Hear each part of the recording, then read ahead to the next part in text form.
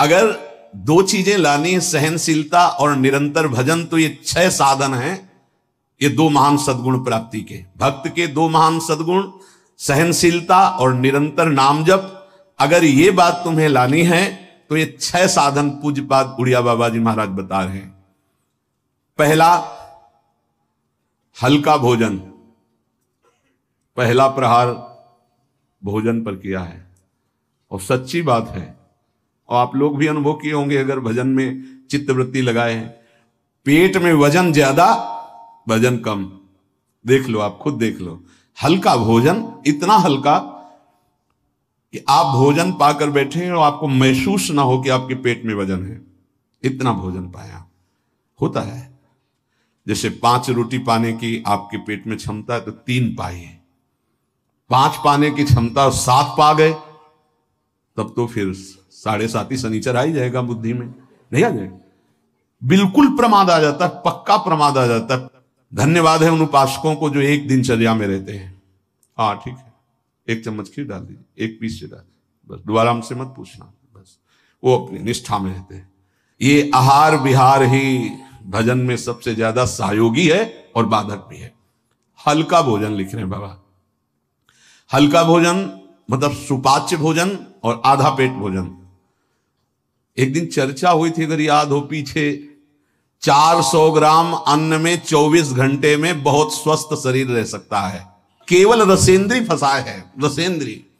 हमें लगता है कि अगर हमें जीवन उछाल उत्साहित और बहुत सात्विक रखना है तो हल्का भोजन। दूसरी बात, प्राण संयम। ये जो बहुत जल्दी जल्दी श्वासें चलती हैं, इससे भजन में बड़ा बाधा पड़ती है। एक आराम से श्वास खींचिए, कितनी बार राधा नाम जपते हैं, फिर आराम से छोड़िए, कितनी बार छोड़ते हैं। प्राणों का संयम आवश्यक है, इसलिए 2-3 प्राण वायु का संशोधन की प्रक्रियाएं हैं जिनको सबको करना चाहिए। ये प्राणायाम के अंतर्गत नहीं, हम भजन की बात कर रहे हैं। आराम से बैठ जाओ, ऐसे दोनों स्वरों से वायु खींचो, कोई हाथ वाथ लगाने की जरूरत नहीं, पूरी खींचा और एकदम छोड़ दो। 7 बार किया एक बार में, 4 बार ऐसा करो, आप देखना एक ये प्रक्रिया है, कोई हाथ लगाने की जरूरत नहीं। प्राणवायु का संशोधन, खींचा, रोक लिया, नाम जप कर रहे हैं, एकदम प्राण व्याकुल, छोड़ दिया। एक ये है आंतरिक कुंभक, और एक बाह्य कुंभक, खाली किया, नाम जप करे बैठे, फिर तुरंत खाली किया, फिर रोक लिया, इसे बाह्य। 3 बस कर लीजिए आप देखिए आपके फेफड़े, आपकी छाती, आपका प्राण संयम। कोई हम ये नहीं कह रहे ऐसे ऐसे करने की, और ये मात्र 2-2 मिनट का अभ्यास कर लीजिए।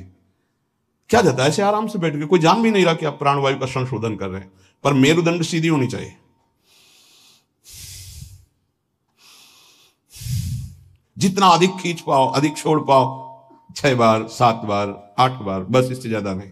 और ये 4 बार दिन में, एक बाह्य कुंभक, एक आंतरिक कुंभक, ये 5-5 बार कर ली। आप देख लीजिए आपका प्राणवायु कितना, जितना प्राणवायु पवित्र होगी उतनी सुंदर अन्न पाचन क्रिया होगी, और उतना ही आपके मस्तिष्क में एक गुदगुदाहट सी, ध्यान करने की इच्छा होगी। मंत्र जपोगे तो एक प्यारा लगेगा। अब जब प्राणवायु किसी के देखो ना, एकदम अगर एकांत कमरे में हो तो ऐसा लग रहा है जैसे धौंकनी चल रही, क्योंकि स्थूल प्राणवायु है, उसकी आवाज अलग ही सुनाई देगी।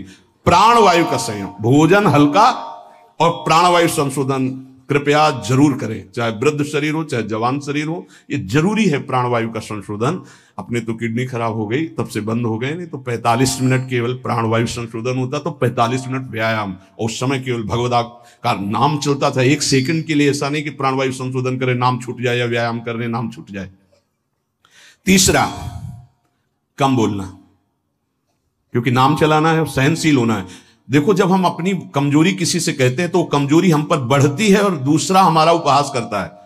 इसलिए अपनी कमजोरी तो बोलनी नहीं, और कोई बात भी करने की जरूरत नहीं है। थोड़ा बारा व्यवहार में आवश्यक हो तो उत्तर दे दीजिए। कम बोलना सीखें।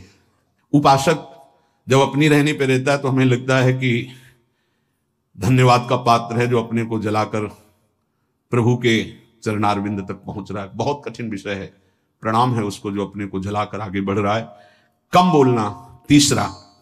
चौथा, किसी से कोई भी इच्छा न रखना, न व्यक्त करना।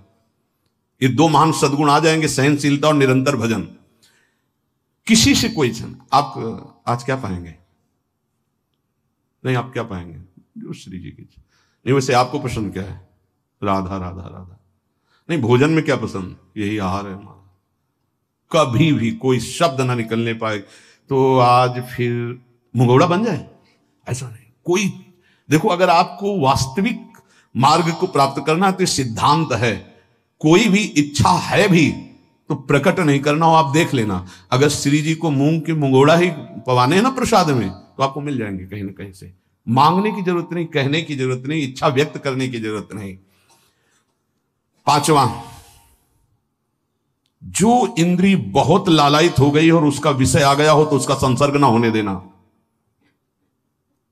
देखो, जैसे वो दो सद्गुण कठिन है तो उनको लाने वाले साधन भी बहुत कठिन है। किसी भी इंद्री की बहुत इच्छा हुई और वैसे ही संयोग आ गया, कोई भी इच्छा, हर इंद्री में अपनी इच्छा रहती है, प्रबल इच्छा हुई और प्रारब्धवशात माया ने वही संयोग बना दिया, लो खाओ। और आपको पता है कि ये मेरे हृदय में बिल्कुल चल रहा था, कैसे मिले, और वो मिल गया, तो खुश नहीं होना। बोले संसर्ग नहीं होने देना, पाने नहीं, हटा देना है। इतनी हिम्मत है। पहला लक्षण सहिष्णु, वो दूसरा निरंतर भजन। जो तुम्हारी, ये सब बातों में नहीं कर रहे, जिसकी प्रबल इच्छा थी हमारे अंदर और वही आ गया संयोग से, यही बात गुरुदेव ने बताई थी। बोले जो प्रिय वस्तु हो उसका संयोग इंद्रियों के संसर्ग में ना होने पाए और उसको भोग लगा बांट दो। तो बाबा कह रहे किसी भी प्रिय बात, प्रिय वस्तु, वो इंद्री भोग जब उपस्थित हो तो उसका संसर्ग ना होने देना। इससे दो सामर्थ्य जागृत होंगी, निरंतर नाम जप और सहिष्णु, सहनशील। और वाणी पाठ और अपना जो संत समागम है, इसके सिवा अकेले रहने का स्वभाव बनाना। इसमें भी जो अपने प्रियजन परिवार के जन, उनको लगने लगता है अकेले बैठे क्यों रहता है।